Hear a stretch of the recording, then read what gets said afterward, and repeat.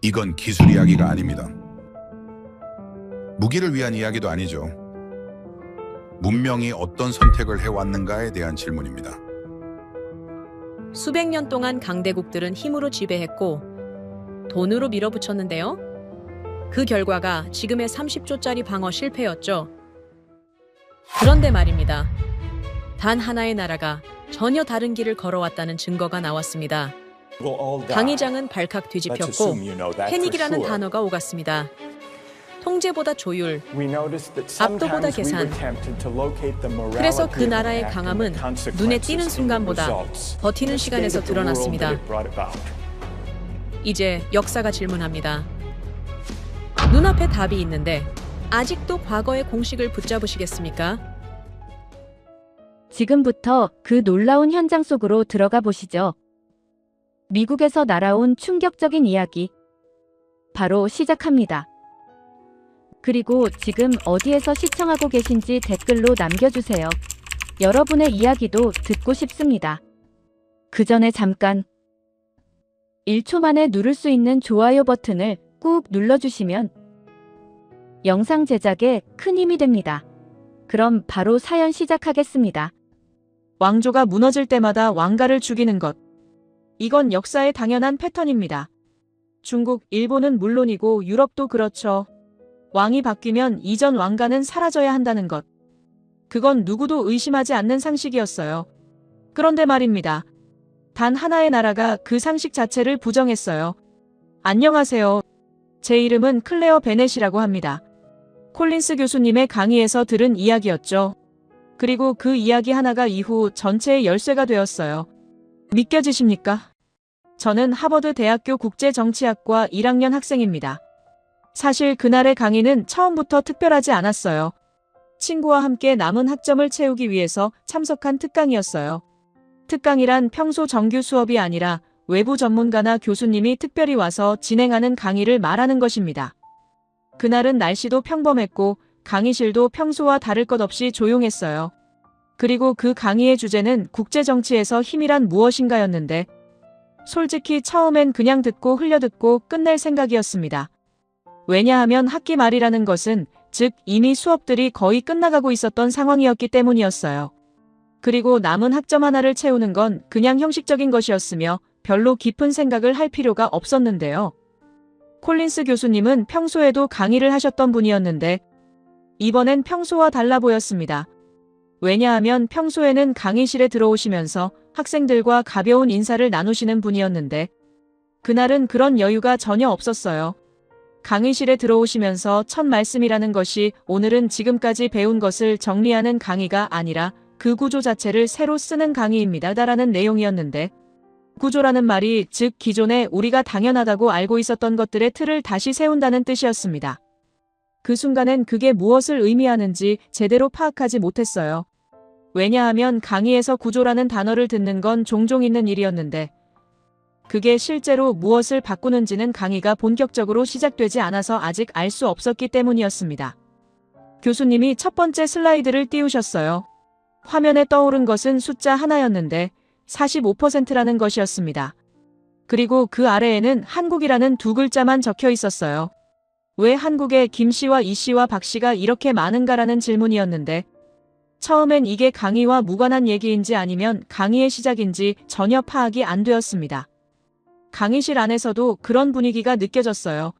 주변 학생들도 서로 눈빛을 교환하며 이건 뭐냐라는 표정을 짓고 있었는데 왜냐하면 국제정치라는 강의에서 갑자기 한국의 성씨 이야기가 나온 것이었기 때문이었습니다.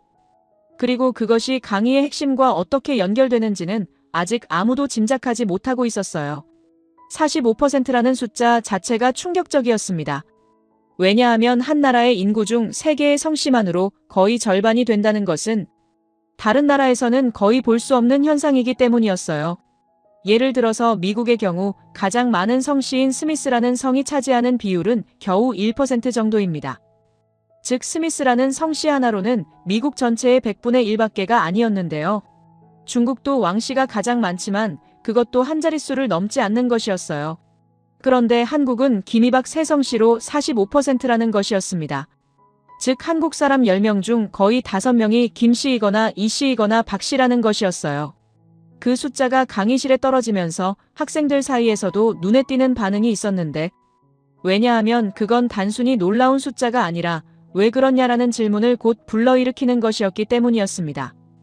이 숫자가 단순한 통계가 아니라는 것을 교수님은 바로 설명하시기 시작했습니다. 왜 이렇게 한 성씨가 집중되는가라는 질문의 답은 한국의 역사 안에 있다는 내용이었는데, 다른 나라는 왕조가 바뀌면 이전 왕가를 없애는 것이 당연한 패턴이었습니다.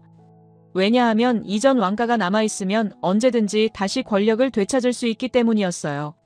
그래서 새로운 왕조가 세운 첫 번째 일은 반드시 이전 왕가를 제거하는 것이었는데, 이건 중국도 그렇고 유럽도 그렇고 일본도 정확히 같은 방식이었습니다. 즉 세계의 거의 모든 나라에서 왕조가 바뀌면 이전 왕가는 사라져야 한다는 것이었어요. 그리고 그건 냉혹한 현실이었는데, 이전 왕가를 남기는 건 곧 스스로의 위험을 키우는 것이었기 때문이었습니다. 그런데 한국은 다르다는 것이었어요. 왕조가 바뀌어도 이전 왕가를 죽이지 않는 나라였는데, 이건 단순한 친절한 행동이 아니라 한 나라의 역사 전체를 바꾸는 결정이었습니다. 왜냐하면 왕가가 살아남고 그 가문이 이어지면서 성씨도 이어지기 때문이었어요.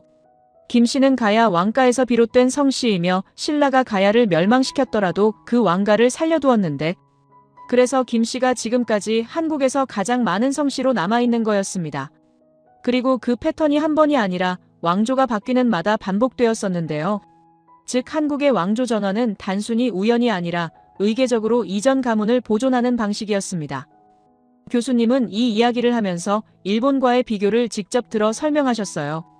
일본에는 성씨가 약 30만 개로 존재하는 것이었는데, 한국에 300만 배가 넘는 성씨가 있다는 것은 왜냐면 일본에서는 자신의 성씨를 자유롭게 바꿀 수 있는 문화가 있었기 때문입니다. 예를 들어서 일본에서는 결혼할 때 아내의 성씨를 바꾸는 것이 당연한 것이었고, 심지어 가문의 이름을 바꾸는 것도 자유롭게 결정할 수 있었는데요. 반면 한국에서는 성씨를 절대 바꿀 수 없는 규칙이 있었어요. 심지어 왕궁에서 일하던 내시라는 사람이 다른 가문으로 입양되어도 원래 성씨를 그대로 유지해야 했는데, 그만큼 한국에서 성씨는 단순한 이름이 아니라 가문과 역사의 연속선이었습니다. 즉 성씨라는 것이 한 사람의 이름이 아니라 1000년 이상의 역사를 담은 것이었어요. 강의실 안의 공기가 달라지는 건 바로 그 순간이었어요. 왜냐하면 성씨 이야기로 시작된 강의가 결국 한국이라는 나라의 역사 자체를 다시 보게 만드는 것이었는데, 이건 단순한 문화 이야기가 아니라는 것을 그때 처음으로 느끼기 시작했습니다. 왜냐하면 지금까지 듣고 있었던 숫자들과 사건들이 하나씩 연결되면서 그 안에서 더 큰 이야기가 형성되고 있었기 때문이었어요. 평화로운 역사라는 개념이 단순히 전쟁이 적었다는 뜻이 아니라 다른 나라와 근본적으로 다른 방식으로 왕조가 이어진 나라라는 것을 깨달고 있었습니다. 그리고 그 평화의 역사가 결국 현재의 한국을 만든 것이라는 이야기는 이후 강의 전체의 중심이 되었는데, 그때엔 아직 그것이 얼마나 큰 이야기인지 짐작도 못하고 있었습니다. 평화라는 단어를 듣고 떠올리는 것은 사람마다 다릅니다. 누군가는 전쟁이 없는 것을 떠올리고 누군가는 조용한 거리를 떠올리는데요. 그리고 저도 그날까지는 평화라는 것이 단순히 싸움이 없는 것이라고 생각했었습니다. 그런데 콜린스 교수님이 강의에서 꺼낸 평화라는 개념은 우리가 평소에 생각하던 것과 근본적으로 달랐어요. 왜냐하면 그 평화라는 것이 단순히 전쟁이 없다는 것이 아니라 한 나라의 구조 자체를 만드는 것이었기 때문이었습니다. 왕조가 바뀌는 것은 역사에서 수백 번 반복된 일입니다.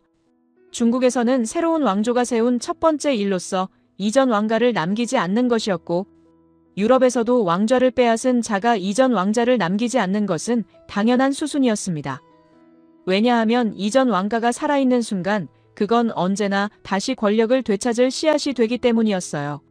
즉 새로운 왕이 왕좌에 앉는 순간 이전 왕가는 반드시 사라져야 한다는 것이었는데, 그건 단순히 냉혹한 현실이 아니라 왕조 전체가 안정적으로 이어져 가기 위한 필수적인 수순이었습니다. 일본도 정확히 같은 방식이었는데, 세종대왕 시절의 조선과 같은 시기에 일본은 이미 왕가를 바꾸면서 피를 흘리는 일을 반복하고 있었어요. 왜냐하면 일본에서는 사무라이라는 무사계급이 권력을 차지하면서 이전의 왕가를 단순히 밀어내는 것이 아니라 완전히 제거하는 것이었기 때문이었습니다. 그런데 한국은 그 패턴을 끊었어요. 왕조가 바뀌어도 이전 왕가를 살려두는 것이었는데 이건 단순히 자비로운 행동이 아니라 한 나라의 본질을 결정하는 선택이었습니다. 왜냐하면 왕가가 살아남고 그 가문이 이어지면 그 가문의 이름도 이어지기 때문이었어요. 즉 왕조가 바뀌어도 그 이름은 사라지지 않는 것이었고 그 이름이 곧 그 가문의 역사이며 그 역사가 곧 한 나라의 역사가 되는 것이었습니다. 가야 왕가가 신라에 의해 멸망하더라도 그 왕가가 살아남아 김씨라는 성이 이어져 왔고 신라에서 고려로 넘어가면서도 같은 방식으로 이전 왕가가 사라지지 않았어요. 이성계가 새로운 왕조를 세웠을 때도 그 안에서 이전 집의 가문들이 완전히 사라지지 않았는데 왜냐하면 그들도 같은 방식으로 이전 가문을 보존하는 패턴을 따라왔기 때문이었습니다.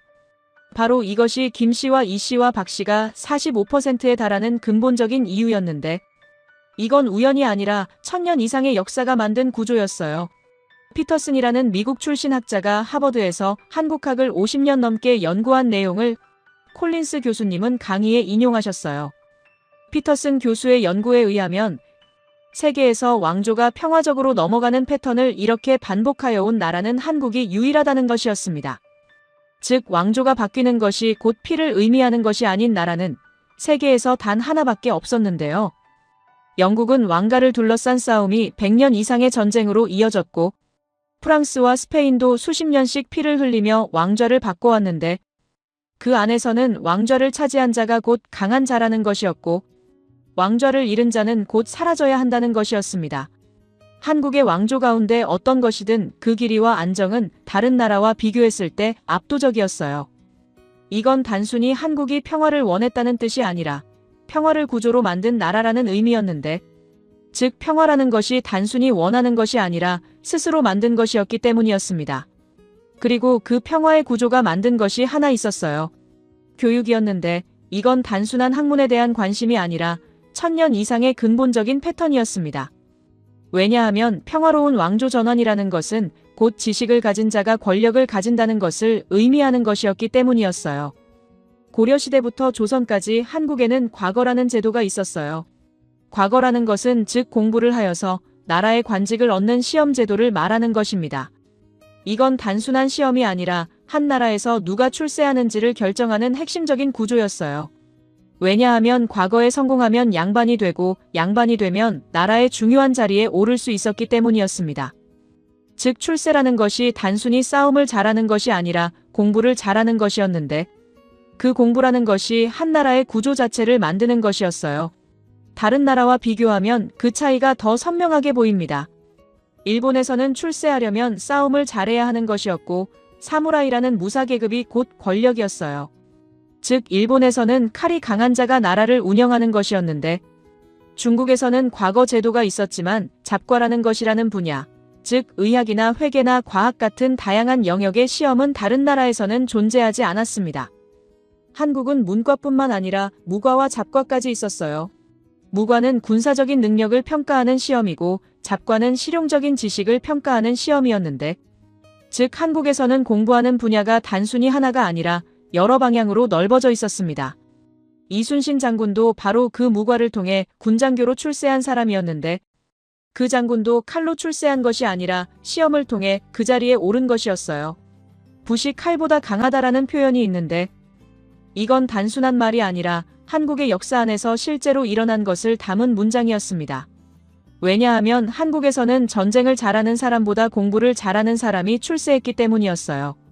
즉 붓이라는 것은 공부를 의미하는 것이고 칼이라는 것은 싸움을 의미하는 것이었는데 그리고 붓이 칼보다 강다는 것은 한국에서는 공부가 싸움보다 더 중요한 것이었다는 의미였습니다. 이건 1000년 이상의 시간 동안 반복된 패턴이었어요. 조선 왕조가 무너질 때도 일본과 달리 사무라이 같은 무사계급이 아니라 공부하던 사람들이 그 자리를 이었고 그 공부하는 문화가 쌓이면서 결국 현재의 한국이 만들어진 것이었는데 즉 현재의 한국이라는 것은 단순히 현재에서 만든 것이 아니라 1000년의 공부가 만든 것이었습니다. 강의실 안에서 그 순간 느낄 수 있었던 건 단순한 놀라움이 아니었어요. 왜냐하면 평소에 한국하면 떠올리던 것들이 하나씩 새로운 의미로 가족차기 시작했기 때문이었는데 한국의 교육열이라는 것이 단순히 현대의 현상이 아니라 1000년 이상의 역사에서 비롯된 본질적인 것이라는 것을 처음으로 이해하고 있었습니다. 왜냐하면 한국의 부모님들이 자식의 교육을 그렇게 중시하는 것은 단순히 현대의 경쟁 때문이 아니라 1000년 이상의 과거 제도에서 비롯된 정신이었기 때문이었어요.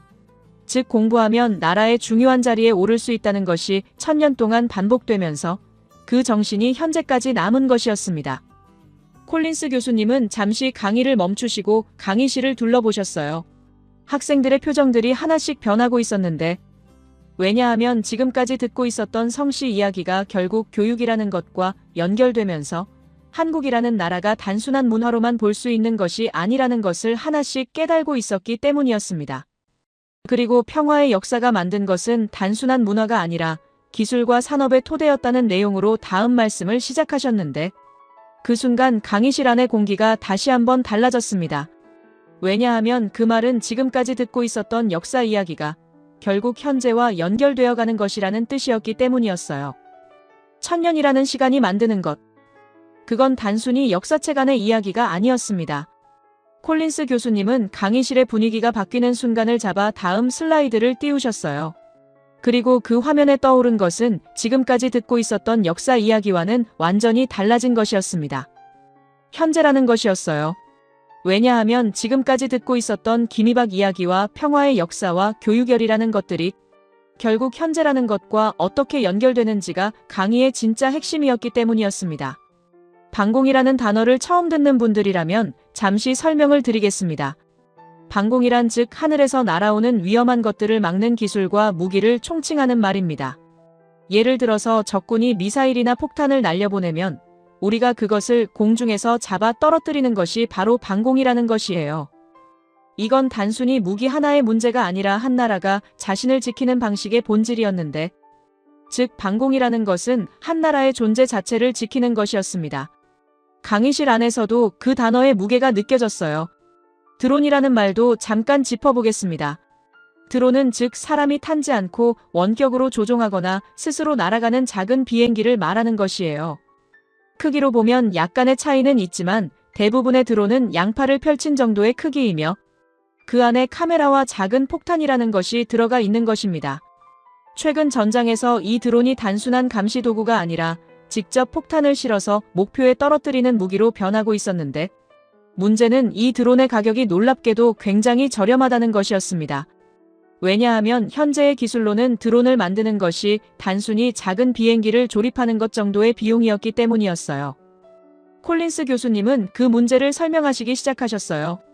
100만 원짜리 드론 한 대가 지금 전장에서 가장 큰 문제를 만들고 있다는 것이었는데, 왜냐하면 그 드론 한 대를 막기 위해 50억 원짜리 미사일이 필요하다는 것이었습니다. 100만 원을 막기 위해 50억 원이 들어가는 것이라는 말이었어요.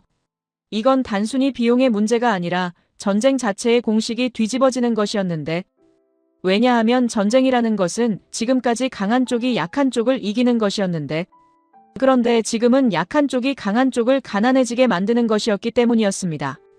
이렇게 생각해보면 더 선명하게 보입니다. 적군이 100만 원짜리 드론을 1000대만 보내면 우리가 그걸 막기 위해 50억 원짜리 미사일을 1000발을 쏘아야 하는 것이었어요. 적군은 1000억 원을 쓰고 우리는 50조 원을 쓰는 것이었는데, 이건 전쟁이 아니라 한쪽이 먼저 가난해지는 게임이었습니다. 이스라엘이라는 나라가 바로 그 문제를 겪고 있었어요.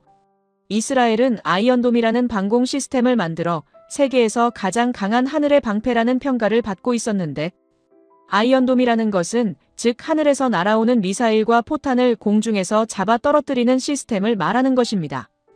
이스라엘이 그 시스템을 만든 이유는 왜냐하면 그 나라는 매일 밤 하늘에서 날아오는 위험을 막아야 하는 나라였기 때문이었어요. 즉 아이언돔은 단순한 무기가 아니라 이스라엘이라는 나라 자체가 존재하기 위해서 만든 것이었습니다. 요격 성공률이 90% 이상이었어요. 이건 하늘에서 날아오는 것이 100발이면 90발을 잡는다는 뜻이었는데, 즉 100발 중 10발만 떨어져도 그 10발이 만드는 피해는 엄청난 것이었으며 그 10발을 막는 것이 곧 나라를 지키는 것이었습니다. 그 시스템이 만들어진 이후로 이스라엘의 사람들은 그냥 평범하게 하루를 보내면서도 위험이 막혀있다는 안심을 가지고 있었어요. 그런데 그 신화가 무너지는 순간이 있었습니다. 비냐민이라는 군사기지의 식당에서 드론 한 대가 천장을 뚫고 폭발한 것이었는데, 군사기지라는 것은 즉 군인들이 생활하고 일하는 곳을 말하는 것이며, 그 안에는 군인들이 밥을 먹는 식당도 있었는데 바로 그 식당에서 폭발이 일어난 것이었어요. 그리고 그 순간 식당 안에서 밥을 먹고 있었던 군인들 중 4명이 죽었습니다. 경보도 없었고 요격도 없었어요. 왜냐하면 아이언돔은 미사일과 포탄을 잡기 위해 만든 시스템이었는데, 드론은 그 범주의 완전히 다른 종류의 위협이었기 때문이었습니다. 드론은 미사일처럼 빠르지 않고 오히려 천천히 날아가는데, 바로 그 때문에 기존 시스템이 위험하다고 판단하지 못하고 보내버린 것이었어요. 즉 아이언돔은 빠르게 날아오는 것을 잡는 시스템이었는데, 드론은 빠르지 않아서 그냥 날아오는 것으로만 판단한 것이었습니다. 강의실 안에서 그 순간 누구도 움직이지 않았습니다. 왜냐하면 100만 원짜리 무기 한 대가 수천억 원의 시스템을 뚫었다는 것이었기 때문이었어요.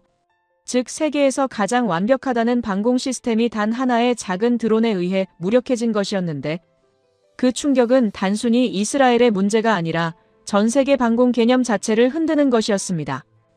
그리고 콜린스 교수님은 그 분위기를 잡아 다음 말씀을 시작하셨는데, 바로 그 불합리한 계산에 종표를 긋는 무기가 등장했다는 것이었어요. 블록건이라는 이름이 처음 강의실에 떠올랐습니다. 블록건이라는 것은 즉 드론을 잡기 위해서만 만든 레이저 무기를 말하는 것이에요. 레이저라는 건 빛의 속도로 날아가는 강렬한 에너지를 한 점에 모아서 목표물을 태우는 것을 말하는 것입니다. 즉 블록건은 빛이 날아가서 드론에 닿는 순간 그 드론을 타오는 것이었어요. 그리고 그 빛이 날아가는 속도는 사람의 눈이 볼 수 없는 정도의 속도였는데, 즉 드론이 날아오는 순간 그 순간 잡는 것이었습니다. 이 무기의 발사 비용은 단돈 2,000원이었는데 2,000원이라는 숫자가 강의실에 떨어지면서 잠시 침묵이 흘렀어요. 왜냐하면 100만 원짜리 드론을 막는데 2,000원이 든다는 것은 기존의 50억 원짜리 미사일과 비교하면 완전히 다른 세계의 숫자였기 때문이었습니다. 그리고 이 블록건을 만든 나라는 한국이었어요. 강의실 안에서 여러 학생들이 서로 눈빛을 교환하는 것이 느껴졌습니다. 왜냐하면 방금까지까지 듣고 있었던 김이박 이야기와 평화의 역사와 천년의 교육열이라는 것이 갑자기 하나로 연결되기 시작했기 때문이었는데, 콜린스 교수님은 그 연결선을 강하게 짚어주셨어요. 이 무기가 가능해진 것의 근본은 반도체 정밀 기술이라는 것이었습니다. 반도체라는 건 즉 현대의 모든 전자기기 안에 들어가는 작은 칩을 말하는 것이며, 이 칩 안에는 수백억 개의 작은 점이 들어가 있는데, 이 작은 점 하나하나가 정확하게 작동하는 것이 기기의 정밀도를 결정하는 것입니다. 그리고 블록건이 드론을 정확하게 잡는 것도 바로 그 작은 점들이 정밀하게 작동하기 때문이었어요. 그리고 그 정밀 기술의 뿌리는 1000년 이상의 교육열과 과거 제도에서 비롯된 지식의 축적이었는데, 즉 1000년 전에 공부하면 출세한다는 철학이 결국 반도체 정밀 기술로 이어진 것이었습니다. 강의실 안에서 그 순간 느낄 수 있었던 건 단순한 놀라움이 아니었어요. 왜냐하면 1000년 전의 왕조 전환이라는 것이 결국 현재의 무기 기술로 이어진다는 것을 처음으로 실제로 느끼고 있었기 때문이었습니다. 방공의 정의가 바뀌었다는 말이 단순히 기술의 변화가 아니라 역사 전체의 결과라는 것을 이해하기 시작하고 있었습니다. 아이언돔이라는 이름은 강의실 안에서 처음 들었는데, 그 이름 자체가 가진 의미는 이미 강의의 흐름을 통해 어떤 것인지 짐작할 수 있었습니다. 하늘을 막는 돈, 즉 철로 이루어진 방패라는 뜻이었어요. 그리고 콜린스 교수님은 그 이름 뒤에 숨어 있었던 진짜 이야기를 강의에 가져오셨습니다. 그 이야기의 주인은 다니엘 베남이라는 이스라엘 출신 방공 엔지니어였어요. 베남이라는 사람은 아이언돔 시스템 자체를 설계하는데 오랜 경력을 가진 사람이었습니다. 즉 그 시스템을 만든 사람 중 하나였으며, 그의 경험을 콜린스 교수님은 강의에서 인용하셨어요. 베나미에 의하면 아이언돔은 단순한 무기가 아니라 이스라엘이라는 나라가 오늘까지 존재하는 이유 자체였습니다. 왜냐하면 이스라엘은 매일 밤 하늘에서 날아오는 미사일과 포탄을 막아야 하는 나라였기 때문이었어요. 아이언돔이 없었다면 그 나라의 도시 곳곳에 폭발이 일어나고 사람들은 매일 밤 지하 대피소로 달려가야 했을 것이었습니다. 즉 아이언돔은 단순히 무기가 아니라 그 나라의 존재 자체를 지키는 것이었어요. 요격 성공률은 91.8%였습니다. 이건 즉 하늘에서 날아오는 것이 10,000발이면 9,800발을 잡는다는 뜻이었어요. 지난 3년간의 실제 기록에 따르면 총 4,211발의 위험한 목표물 중 3,869발을 요격하는 데 성공했습니다. 실제 도시 지역에서의 성공률은 99%를 넘었으며 베나미에 의하면 그 숫자는 단순한 통계가 아니라 살아있는 사람들로 증명된 기록이었습니다. 즉 9,800번의 죽음이 하늘에서 떨어졌고 그중 9,000번을 막아낸 것이었어요. 그리고 그 숫자 하나하나가 곧 살아남은 사람의 이야기였습니다. 그리고 아이언돔이라는 시스템의 진짜 강점은 단순한 요격의 정확도가 아니었어요. 콜린스 교수님은 그 부분을 강의에서 특히 강조하셨습니다. 아이언돔은 사람을 중심으로 작동하는 시스템이었다는 것이었어요. 예를 들어서 날아오는 미사일이 사람이 아무도 없는 빈 땅에 떨어질 것이라고 계산되면 그 시스템은 스스로 요격하지 않는 것이었습니다. 왜냐하면 비용을 아끼기 위해서도 그렇고 더 중요한 건 시스템의 철학 자체였기 때문이었어요. 땅을 지키는 무기가 아니라 사람을 지키는 무기였습니다. 즉 그 시스템은 단순히 날아오는 것을 잡는 것이 아니라 사람이 있는 곳을 먼저 계산하고 그곳을 지키는 것이었어요. 강의실 안에서 일본 학생 한 명이 눈에 띄었습니다. 북쪽 홋카이도 출신의 아얌이라는 이름의 유학생이었어요. 평소에도 강의에서 발언을 자주 하는 학생이었으며 그날도 강의를 듣고 있는 표정이 평소와 달라 보였습니다. 왜냐하면 아이런돈이라는 이야기가 강의에 나오면서 일본과 한국 사이의 차이가 점점 선명해지기 시작했기 때문이었어요. 아야미의 표정은 불편한 것을 억지로 평범하게 유지하고 있는 것처럼 보였습니다. 콜린스 교수님은 그 분위기를 잡고 계셨으며 강의를 평범하게 이어가시기 시작하셨어요. 아이런돈은 완벽한 시스템이었지만 그 완벽함에는 가격표가 붙어 있었다는 것이었습니다. 요격 미사일 한 발의 가격은 한 발당 약 5천만 원에서 1억 원 사이였어요. 즉 하늘에서 날아오는 것 한 발을 막는데 최소 5천만 원이 들어가는 것이었습니다. 그리고 그건 단순히 비용이 많이 든다는 문제가 아니라 그 비용 구조 자체가 시스템의 약점이 되는 것이었어요. 왜냐하면 적군이 100만 원짜리 드론을 보내면 5천만 원짜리 미사일로 막아야 하는 것이었기 때문이었습니다. 즉 적군은 100만 원을 쓰고 우리는 5천만 원을 쓰는 것이었어요.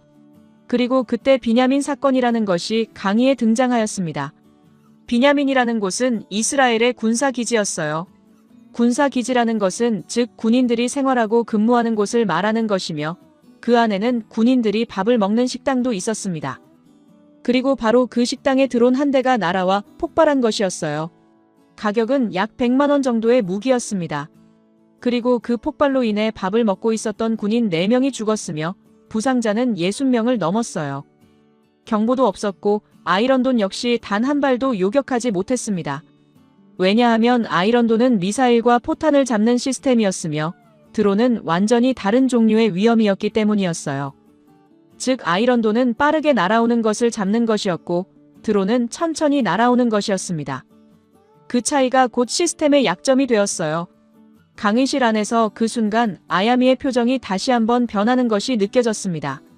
왜냐하면 이스라엘이라는 세계 최강의 방공 시스템을 가진 나라가 드론 한 대에 뚫렸다는 것은 단순히 이스라엘의 문제가 아니라 전 세계 방공 개념 자체의 균열이었기 때문이었어요. 즉 완벽하다고 여겨진 것이 단 하나의 작은 무기에 의해 무력해진 것이었습니다.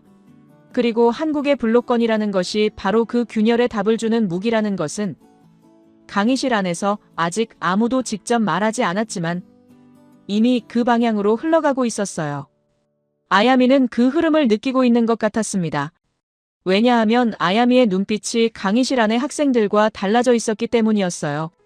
그 눈빛 안에서 느낄 수 있었던 것은 단순한 강의에 대한 관심이 아니라 뭔가 깊은 생각 속에서 무언가를 정리하고 있다는 것이었습니다. 콜린스 교수님은 잠시 강의를 멈추시고 강의실을 둘러보셨어요. 학생들의 표정들이 하나씩 변하고 있었습니다. 그리고 완벽한 시스템도 시대가 바뀌면 무력해진다는 내용으로 말씀을 이으셨어요. 그 한 문장이 강의실 안의 공기를 다시 한번 바꾸었습니다. 왜냐하면 그건 단순히 아이런돈의 이야기가 아니라 강대국이라는 것 자체에 대한 질문이었기 때문이었어요. 즉 완벽함이라는 것이 단순히 현재에서만 완벽하다는 뜻이 아니라 시대가 바뀌면 그 완벽함도 달라진다는 것이었습니다. 아야미는 그 순간 강의 노트를 내려놓고 교수님을 바라보고 있었는데 그 눈빛 안에서 느낄 수 있었던 것은 강의가 아직 끝나지 않았다는 것이었습니다. 완벽함이라는 것에 가격표가 붙는다는 것. 그건 단순히 무기의 문제가 아니었습니다. 콜린스 교수님은 강의실의 공기가 조용해지는 순간을 잡아 다음 슬라이드를 띄우셨어요. 그 화면에는 숫자들이 빼곡히 나열되어 있었는데 그 숫자들은 다니엘 베나미가 직접 계산한 것을 콜린스 교수님이 강의에 가져온 것이었습니다. 베나미는 비냐민 사건 이후 사무실에서 혼자 계산을 시작했어요. 첫 번째 열에는 드론의 가격을 적었는데 상업용 드론의 기본 가격 50만 원에 개조 비용 30만 원과 폭약 비용 10만 원을 더하면 약 90만 원이었습니다. 그리고 보수적으로 계산하기 위해 100만 원으로 올린 것이었어요. 두 번째 열에는 아이언돈 요격 미사일의 가격을 적었는데 한 발당 약 5천만 원에서 1억 원 사이이며 평균을 내면 약 7,500만 원이었습니다. 그리고 세 번째 열에는 비율 계산이 나왔어요. 요격 미사일 한 발의 가격을 드론 한 대의 가격으로 나누면 1억 원을 나누기 100만 원, 결과는 100이었는데 즉 요격 미사일 한 발로는 드론 100대를 살 수 있다는 뜻이었습니다. 강의실 안에서 그 숫자가 떨어지면서 아무도 움직이지 않았어요. 왜냐하면 100이라는 숫자의 무게가 단순한 통계가 아니라 실제 전장의 현실이었기 때문이었는데 베나미는 거기서 멈추지 않았습니다. 다음 열에는 시나리오가 만들어졌어요. 만약 적군이 드론 1000대를 동원한다면 제조 비용은 약 1000억 원이었는데 우리가 그 1000대를 전부 요격하려면 요격 미사일 1000발이 필요하고 그 비용은 약 1000억 원이었습니다. 즉 적군은 1000억 원을 쓰고 우리는 1000억 원을 쓰는 것이었어요. 100대 대 1의 비용 전쟁이었는데 이건 전쟁이 아니라 한쪽이 먼저 가난해지는 것이었습니다. 베나미는 거기서 한 단계 더 나아가 지속 가능성이라는 분석을 했어요. 이스라엘의 연간 방공 예산은 약 3조 원이었는데 아이언돈 요격 미사일 1000발을 사용하면 약 1000억 원이 들어가는 것이었습니다. 즉 그 예산으로는 1년에 약 30번의 방어가 가능하여 한 달에 두세 번 정도였어요.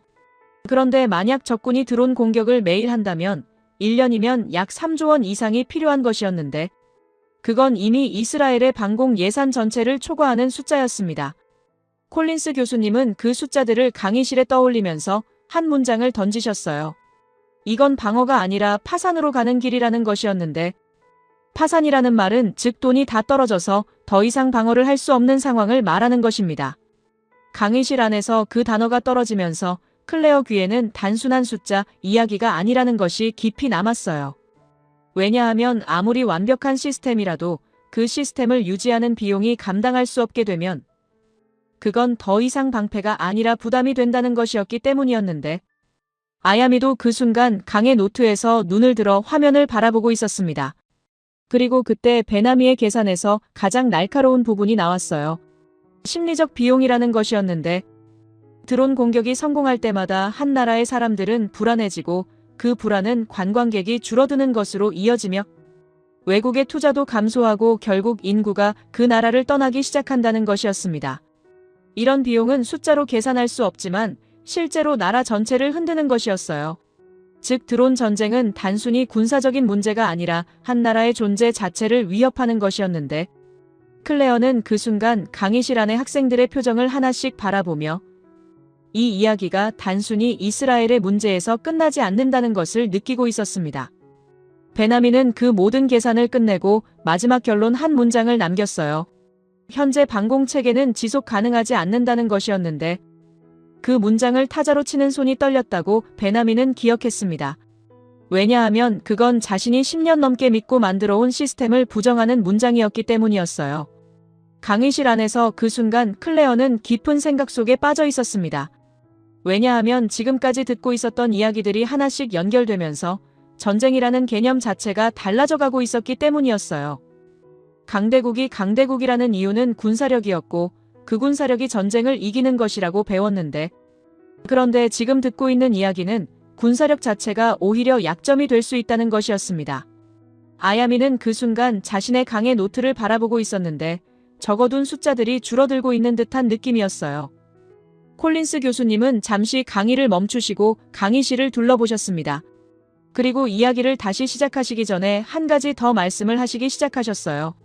이 강의를 준비하면서 오래된 친구를 만난 적이 있다는 내용이었는데 그 친구의 이름은 필립 존슨이었습니다. 필립 존슨이라는 사람은 미국 출신의 정보기술 분야 전문가였어요. 정보기술이라는 건 즉 현대의 모든 앱과 사이트와 전자기기 안에서 작동하는 기술을 말하는 것이며 그 분야에서 오랫동안 일하고 경험을 쌓아온 사람이었는데 그리고 그 필립은 한국 출신의 여성과 결혼하여 현재 한국에서 직접 살고 있었습니다. 강의실 안에서 그 이야기가 나오면서 클레어는 잠시 생각을 멈추었어요. 왜냐하면 지금까지 듣고 있었던 이야기들은 모두 연구와 데이터와 숫자에서 비롯된 것이었는데 필립이라는 사람은 그건 단순히 책상 위의 이론이 아니라 직접 그 나라에서 살고 있는 사람이었기 때문이었습니다. 콜린스 교수님은 필립과의 만남을 강의에서 이야기하시기 시작하셨어요. 3달 전에 필립이 오랜 벗으로서 미국을 방문했을 때의 이야기였는데 그날 둘은 오랜 시간을 나누면서 한국에 대한 이야기를 깊이 나눈 것이었습니다. 필립은 미국에서 오랫동안 정보기술 분야에서 일하던 사람이었어요. 그 분야에서는 미국이 항상 선두였고 한국은 그냥 기술이 좋은 나라라는 정도로만 알고 있었는데 그런데 한국으로 이민하고 난 후 실제로 그 나라의 일상 속에서 느끼는 것들이 완전히 달랐다는 것이었습니다. 필립이 가장 놀랐던 것은 기술의 속도가 아니라 그 기술을 만드는 사람들의 사고방식이었어요. 왜냐하면 미국에서는 기술을 만드는 것은 빠르게 만드는 것이었고 변화를 즉시 적용하는 것이었는데 한국에서는 기술을 만드는 것이라는 것은 오래 버틸 수 있도록 만드는 것이었습니다. 즉 단순히 지금 이 순간에 작동하는 것이 아니라 50년 후에도 의미가 있도록 설계하는 것이었어요. 필립은 그 차이를 처음 느낀 것이 부인의 가족과 함께 지내는 날들이었다고 했는데 한국의 가족이라는 것은 단순한 혈연이 아니라 역사의 연속선이었습니다. 콜린스 교수님은 필립의 이야기를 강의에서 인용하면서 한 가지를 강조하셨어요. 필립이 놀라운 것은 기술이 좋다는 것이 아니라 왜 그 기술이만 가능했는지에 대한 답을 직접 느낄 수 있었다는 것이었는데 왜냐하면 한국이라는 나라는 단순히 기술을 만드는 나라가 아니라 기술을 왜 만드는지에 대한 근본적인 생각이 다른 나라였기 때문이었습니다. 강의실 안에서 클레어는 그 순간 다시 생각하기 시작했어요. 왜냐하면 지금까지 듣고 있었던 블록건이라는 무기와 반도체 정밀 기술이라는 것들이 단순히 좋은 기술이 나온 것이 아니라 1000년 이상의 사고방식에서 비롯된 것이라는 것을 처음으로 실제로 느끼고 있었기 때문이었는데 필립이라는 사람이 직접 그 안에서 살고 있다는 것은 그건 단순한 이론이 아니라는 증명이었습니다. 필립은 한국에서 직접 느낀 것 중에서 가장 깊이 남은 것이 한국의 위기 대처 방식이었다고 했어요.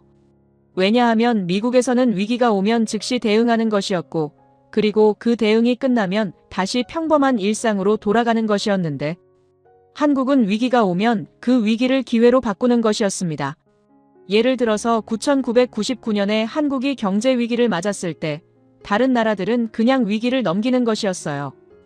그런데 한국은 그 위기를 겪고 난 후 오히려 더 강한 나라가 되었는데 그 안에서는 조상들이 만들어온 정신이라는 것이 있었습니다. 콜린스 교수님은 그 부분을 강의에서 특히 깊이 짚어주셨어요. 한국이라는 나라는 단순히 위기를 넘기는 나라가 아니라 위기가 올수록 오히려 더 강해지는 나라였다는 것이었는데 왜냐하면 그 정신의 근본은 1000년 이상의 역사에서 비롯된 것이었기 때문이었습니다. 평화로운 왕조 전환이라는 것은 단순히 피를 흘리지 않는 것이 아니라 어떤 위기가 와도 그 안에서 답을 찾는 방식을 만들었어요. 붓이 칼보다 강하다는 것은 단순한 표현이 아니라 위기가 올 때 칼이 아니라 생각으로 그 위기를 해결한다는 근본적인 철학이었는데 그리고 그 철학이 블록건이라는 무기로 완성된 것이었습니다. 필립은 그 안에서 직접 느낀 가장 깊은 것이 우리라는 마음이었다고 했어요. 왜냐하면 미국에서는 개인이 강한 것이 강점이었고 그 개인이 스스로를 지키는 것이었는데 한국은 나라가 위기에 빠져도 사람들이 스스로 일어나 우리라는 마음으로 그 위기를 함께 넘기는 것이었습니다. 그리고 그 우리라는 마음이 기술로 바뀌어 다른 나라들에게 진심을 다해 제공되는 것이었어요. 블록건이 세계의 여러 나라에 수출되는 것은 단순히 무기를 파는 것이 아니라 우리라는 마음으로 다른 나라의 하늘도 지키는 것이었는데 클레어는 그 순간 강의실 안에서 눈을 약간 붉히고 있었습니다. 왜냐하면 그건 단순한 기술의 이야기가 아니라 한 나라의 정신이 세계에 기여한다는 것을 처음으로 깊이 느끼고 있었기 때문이었어요.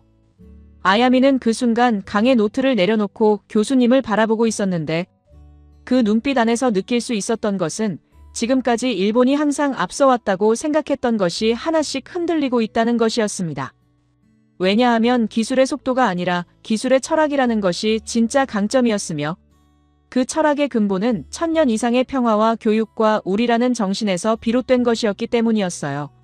왜 한국만 가능했냐? 그 질문이 강의실 안에서 다시 떠올랐습니다. 콜린스 교수님은 강의실의 공기가 조용해지는 순간을 잡아 새로운 슬라이드를 띄우셨어요.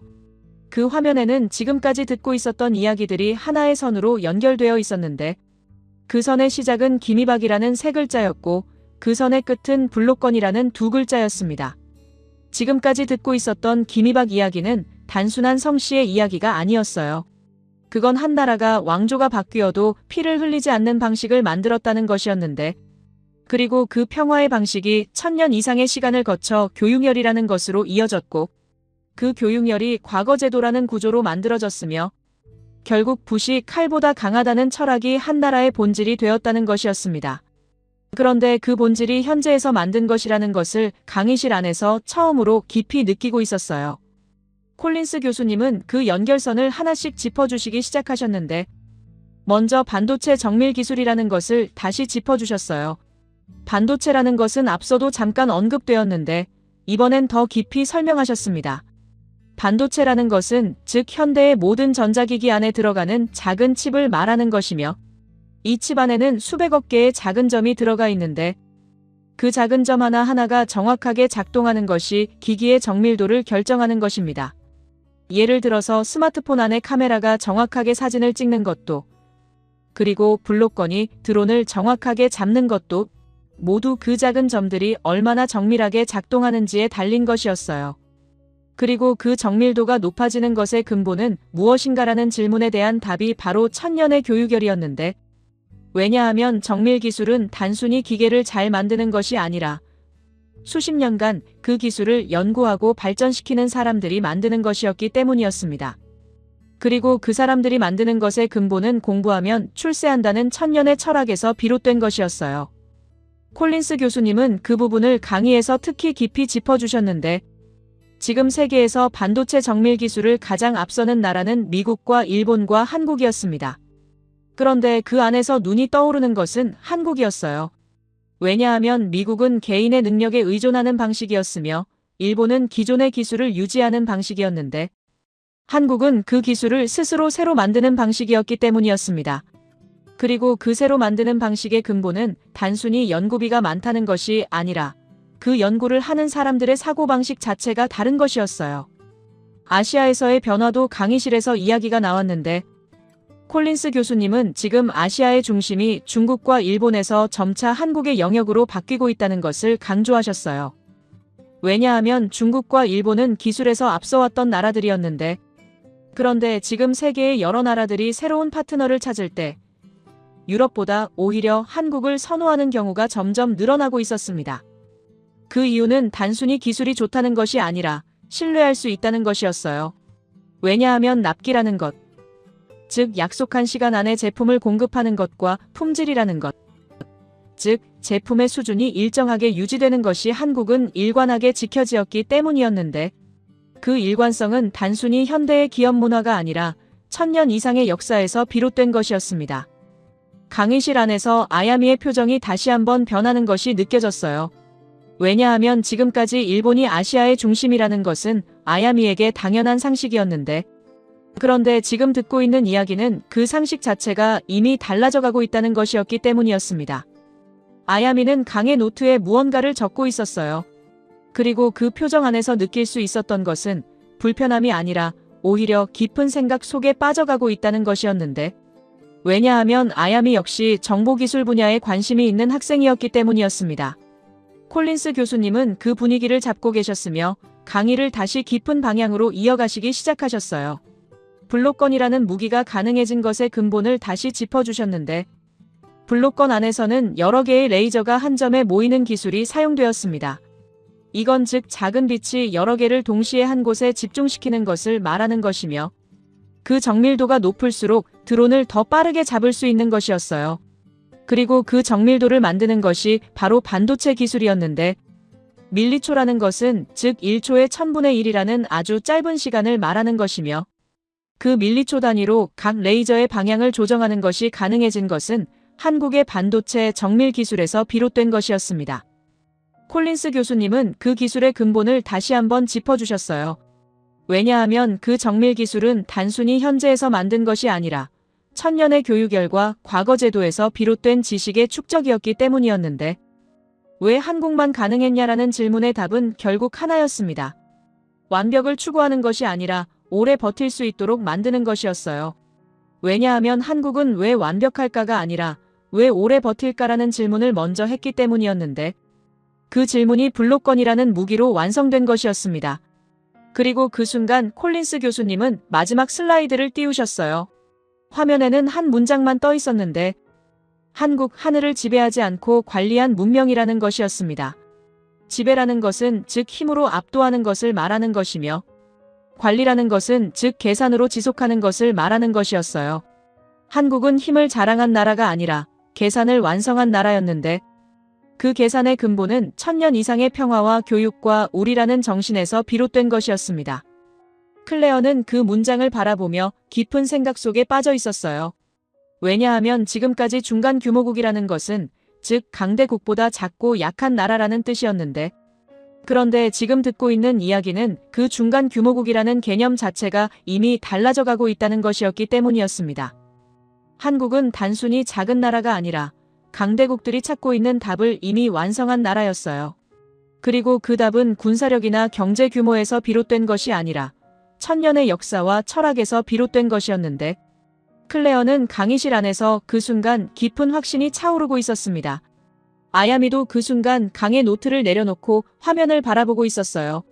그 눈빛 안에서 느낄 수 있었던 것은 불편함이 아니라 오히려 깊은 존중이었는데, 왜냐하면 아야미도 그 순간 왜 한국만 가능했냐라는 질문의 답이 단순히 기술이 좋다는 것이 아니라는 것을 느끼고 있었기 때문이었습니다. 강의가 끝나는 순간 강의실 안의 공기가 달라졌습니다. 콜린스 교수님은 마지막 슬라이드를 내리시고 강의실을 천천히 둘러보셨어요. 학생들은 하나씩 일어나 강의실을 나가기 시작하였으며, 그 발소리들이 점점 줄어들면서 강의실은 조용해지고 있었습니다. 아야미도 그 중에 하나였어요. 나가면서 잠깐 뒤로 한번 돌아보셨는데, 그 눈빛 안에서 느낄 수 있었던 것은 오늘 듣고 있었던 이야기들이 단순히 강의에서 끝나지 않는다는 것이었습니다. 저는 그 자리에 앉아 있었어요. 아무도 강제하지 않았는데 스스로 움직이지 못하고 있었습니다. 왜냐하면 오늘 듣고 있었던 이야기들이 아직도 머릿속 안에서 하나씩 정리되고 있었기 때문이었어요. 강의실 안의 빛이 점점 어두워지는 속에서 눈을 잠시 감고 있었으며, 그 안에서 떠오르는 것들이 하나씩 연결되면서 한국이라는 나라에 대한 생각이 달라져 가고 있었습니다. 왜냐하면 지금까지 살아온 시간 안에서 한국이라는 나라에 대해 깊이 생각해 본 적이 없었었는데, 그런데 오늘 듣고 있었던 이야기들은 그 생각 자체를 바꾸는 것이었기 때문이었어요. 평소에 중간 규모국이라고 부르던 것이었습니다. 즉 강대국보다 작고 약한 나라라는 뜻이었는데, 그 단어 자체가 이제 더 이상 맞지 않는다는 것을 깊이 느끼고 있었어요. 왜냐하면 오늘 듣고 있었던 이야기들은 한국이 단순히 작은 나라가 아니라 강대국들이 찾고 있는 답을 이미 완성한 나라였기 때문이었습니다. 즉 강대국이라는 것이 단순히 큰 나라라는 것이 아니라 답을 완성한 나라라는 것이었는데, 그 답을 완성한 것은 한국이었어요. 눈을 떠서 강의실의 빈 좌석들을 하나씩 바라보고 있었습니다. 그리고 그 순간 떠오르는 것들은 오늘 듣고 있었던 이야기들의 조각들이었어요. 왕조가 바뀌어도 왕가를 죽이지 않는 나라. 붓이 칼보다 강하다는 1000년의 철학. 100만원짜리 드론을 2000원으로 잡는 무기. 그리고 그 모든 것이 하나의 선으로 연결된 것이었습니다. 왜냐하면 그 선은 단순히 우연이 아니라 1000년 이상의 시간이 만든 것이었기 때문이었어요. 그 선의 근본은 단순히 기술이 좋다는 것이 아니었습니다. 위기가 올수록 더 강해진다는 정신이었고, 한국은 오랫동안 여러 번의 위기를 겪었었어요. 일제 점령이라는 것은 즉 다른 나라가 강제로 한국을 지배한 시간이었는데, 그 시간 안에서도 사람들은 그 지배를 단순히 받아들이지 않았습니다.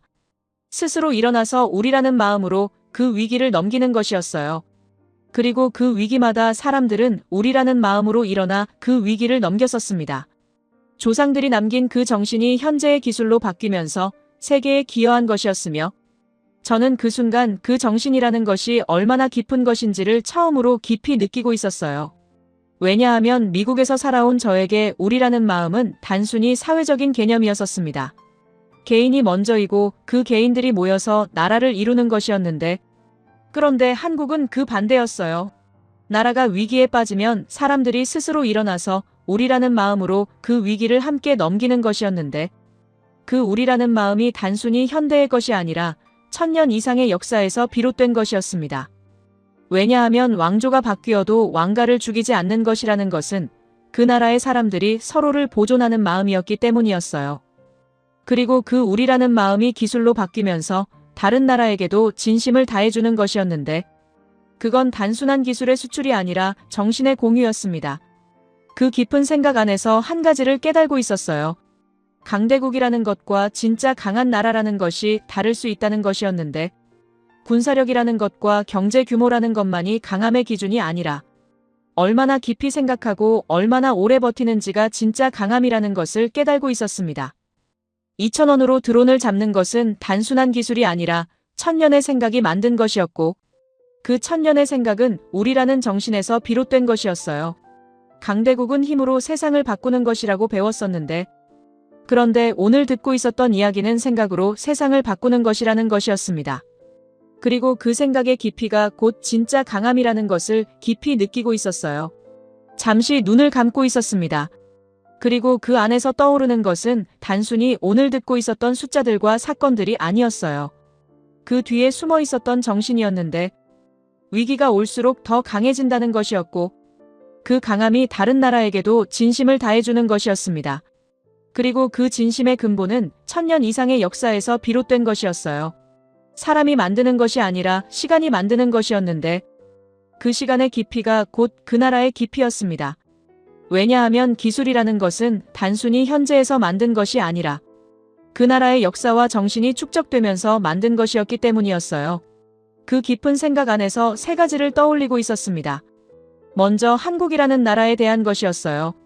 오늘 듣고 있었던 1000년의 철학과 위기를 기회로 바꾸는 정신과 우리라는 마음이었는데, 그것은 단순히 한국이라는 나라만의 것이 아니라 세계에 기여하는 것의 근본이었습니다. 그리고 그 근본이 약해지면 세계도 그 답을 잃게 될 것이었으며, 한국이라는 나라가 그 답을 앞으로도 그대로 유지해 주기를 바랍니다. 다음은 미국이라는 나라에 대한 것이었어요. 미국은 개인의 자유와 혁신이라는 강점을 가진 나라였었습니다. 왜냐하면 미국에서는 개인이 스스로 길을 만드는 것이라는 것이 강점이었는데, 그리고 한국은 그 개인의 혁신에 우리라는 정신을 더한 것이었어요. 즉 개인의 강함과 우리라는 깊이라는 두 가지가 하나로 합쳐져야 한다는 것이었는데, 두 나라가 함께 이루어낸 것이 세계에 기여한다면 그건 단순한 동맹이 아니라 철학의 합이라는 것이었습니다. 강함과 깊이라는 두 가지가 하나로 이루어져 주기를 바랍니다. 마지막은 세계에 대한 것이었어요.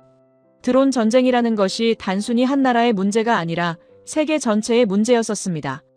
왜냐하면 드론이라는 것은 이제 어떤 나라든 만들 수 있는 것이었기 때문이었어요.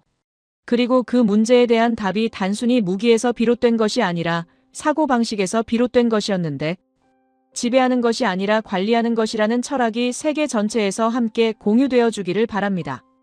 저는 그 생각들을 마음 안에서 하나씩 정리하고 천천히 일어나 강의실을 나오기 시작했어요.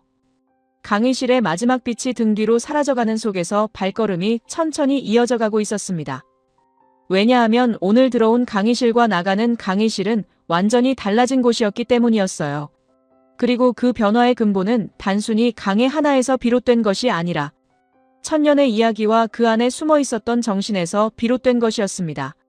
한국은 변방이 아니었어요. 질서를 설계하는 중심이었습니다. 그리고 그 중심의 근본은 1000년의 평화와 교육과 우리라는 정신에서 비롯된 것이었어요. 강의실을 나오며 그 생각을 깊이 마음에 새기고 있었고, 강의실의 마지막 빛이 등 뒤로 사라져가면서 강의실은 조용히 잠을 자고 있었습니다. 그리고 그 조용함 안에서 남은 것은 단순히 강이라는 것이 아니라 천년이라는 시간이 만든 정신이었어요. 왜냐하면 오늘 듣고 있었던 이야기들은 단순히 오늘에서 끝나는 것이 아니라 앞으로의 세계에서도 이어져가는 것이었기 때문이었습니다. 그리고 그 이어져가는 것의 근본은 한국이라는 나라가 만든 것이었어요. 제 이야기를 끝까지 들어주셔서 감사합니다. 모두 안녕히 계세요.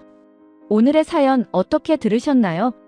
처음에는 조금 낯설고 중간에는 고개가 갸웃해지다가 마지막쯤에서는 마음 한구석이 조용히 흔들리지 않으셨나요?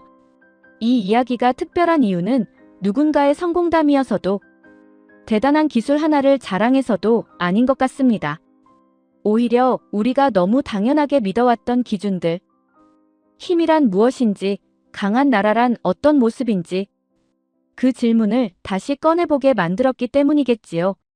세상은 늘 빠른 것, 큰 것, 강한 것에 먼저 박수를 보냅니다. 하지만 이 사연은 조금 다른 방향을 보여줍니다. 당장 이기는 것보다 오래 버티는 것, 지배하는 것보다 관리하는 것, 혼자 앞서가는 것보다 함께 남는 것. 그런 선택들이 시간이 지나 어떤 결과로 돌아오는지를 말이지요. 우리는 종종 결과만 보고 판단합니다. 지금의 모습만 보고 과거를 재단하기도 합니다. 하지만 그 뒤에는 보이지 않는 시간과 수없이 반복된 선택과 조용히 이어져 온 생각들이 쌓여 있었을지도 모릅니다. 이 이야기를 듣고 나니 과연 우리는 어떤 선택을 해왔는지, 그리고 앞으로 어떤 선택을 하게 될지 자연스럽게 스스로에게 묻게 됩니다.